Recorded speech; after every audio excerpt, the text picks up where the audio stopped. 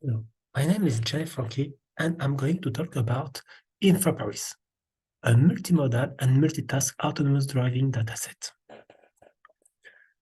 This work is a joint work with Marwane, Xuanlong, Nacim, Belkhir, Antoine, Manzanera, and Filliat that we have built from at InfraParis, a school of engineering at InfraParis, Institut Polytechnique of Paris.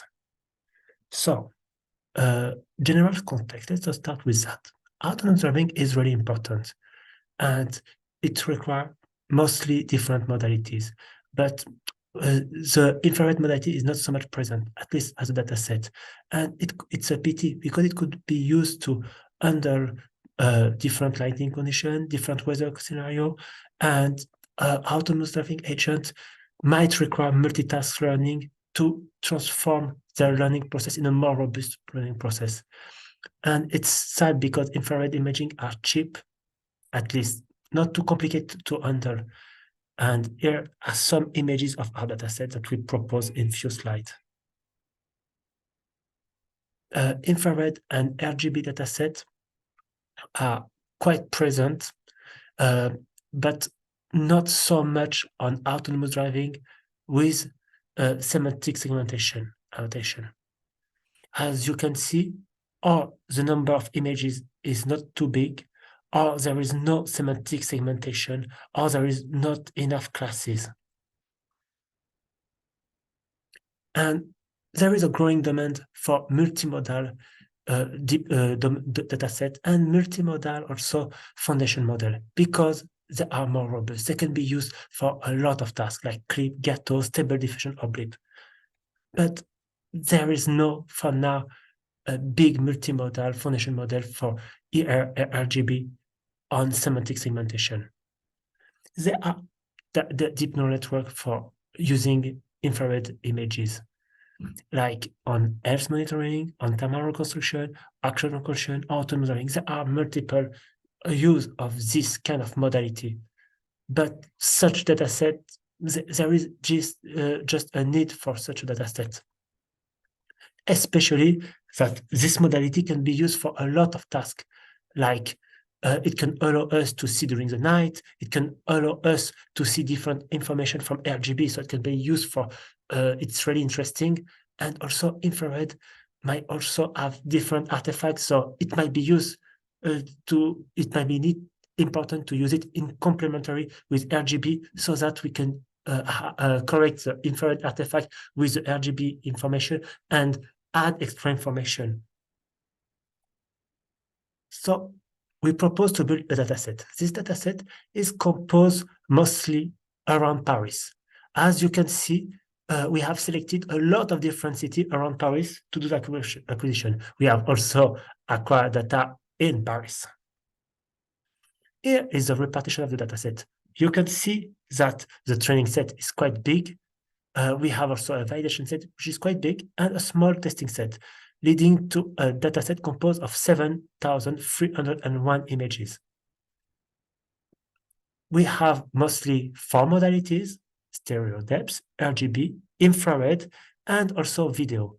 We have also 4 tasks: depth prediction, monocular or stereo, or even unsupervised depth prediction, semantic segmentation, bounding box, and fusion of information. How did we perform the calibration? It's not that easy to perform the calibration for infrared images. So to do that, what we did is first, we did a kind of chessboard like we usually do, but we did it with light that can be seen with infrared modalities. And then it was not sufficient. We noticed it was not sufficient, even though we can see it with on the infrared and also on the RGB, obviously, it was not sufficient. So what we propose is that since we use for the RGB a Z camera, which is a stereo that provides the depth, what we did is we convert the camera, the information from the Z to 3D, which is not too complicated, and then from 3D to the 3D of the infrared camera. So from 3D to the infrared to 3D of the Z cam of the from the Z to the infrared, we need the camera extra sync parameter. And That's what we want to acquire. And then from the 3D, from the infrared camera to the 2D from the infrared camera, we use intrinsec parameter of the camera. The intrinsec are given. We were just requiring the extrinsic parameter. And what we did that since we built our own setup, we add more or less a position of the two camera, and we started from physical position, and then we tested different, we integrated all the possibility around this fixed setup. So we had a different position, and we tried to find how to convert from the Z camera to the infrared camera in a 3D coordinate. What about the annotation? Annotation is also quite difficult. So we have selected, especially on infrared images where we don't see it so much. So we have selected to annotate the RGB images. We have studied carefully how the annotation was performed on Cityscape. We have chosen to select exactly the same class as Cityscape. So we have the same 19 class of Cityscape. For bounding box, we have decided to do just bounding box around human. And we have contacted a company to help us for the annotation. Regarding the annotation, we have been working in a long process of quality to ensure that the quality of annotation was quite good. That's example of issue that we have obviously solved because just between Cityscape and France, there are objects that are not present on one and are present on the other one. So we have to handle a lot of different scenarios. For example, what is that? Is it pavement? Is it sidewalk? What is the nature of this thing? We put it when we were not sure to help us to don't have issue and noise on our dataset, we choose to put it as unlabeled, like this one. This advertisement building, what do we put? Building what? And it was quite complicated to choose the perfect class for this structure. So we put it also unlabeled. We had a lot of difficulty between the vertical vegetation and the horizontal vegetation. We choose based on the height of the vegetation, if it was vertical or horizontal.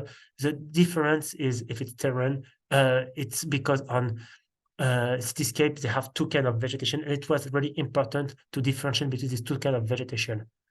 And also, sometimes we had sidewalks that are strange in France. So on the images where it was too complicated, we choose to discard it. This area, it was not sure if it was a sidewalker, a street, or whatever. It's an in-between in France. So a lot of scenarios were complicated. Sometimes we put it as unlabeled. Sometimes we discard the image to avoid to have something too complicated, too different from other datasets. At the end, and that's really interesting, we train in semantic segmentation Deep Lab and SegFormer. We train SegFormer from B0 to B5 and Deep Lab V3 Plus with MobileNet and ResNet. So that's the result that we have on Cityscape. If we transfer it into our dataset, we have this result. First, as you can see that the Cityscape result, when we train it on Cityscape, SegFormer has really good result, and that's impressive. First, it already have good result on Cityscape, and that's already well known, but we have really good result when we use it on infrared. So this, I think it's not clear, so I'll re-explain it. This is a column where we train on Cityscape and we test on Cityscape. And here we train on Cityscape and we test on InfraParis. And you can see when we train on InfraParis and we test on Cityscape, we still have really good result, showing that InfraParis can be easily transferable into Cityscape. And also, when we train on InfraParis and we test on InfraParis, we have got good result. Also, we tested on the infrared, and we noticed that we have a big decrease of performances. Why? First, the images are different, the modality is different. Infrared is just one channel. We need to reinvent everything. And as I said before, there is not so much research on this field. So leading to some really interesting research that need to be done. We also perform experiment on depth. And as you can see, we train on Kitty and tested on Kitty, where the performances are quite good. Then if we test on infrared or on Cityscape, we realize that the performances are quite equivalent between the two data sets. If we turn on infrared and then we test on Kitty, InfraParis, or Cityscape, interestingly, the performance are not so much different. And if we train on the thermal dataset, we don't have that decrease of performances, leading to thermal information can be interesting. We also test for object detection, and we can see that for the object detection, we have quite good performances. Here are some results of our dataset, some images, sorry, of the dataset. So to conclude, we have proposed a multimodal and multitask dataset. We have annotation for semantic segmentation and bounding box. The dataset can be downloaded from this link, and it's could be used for domain adaptation or information fusion, and don't hesitate to click on the link. If you have any question, don't hesitate to contact us. Have a good day.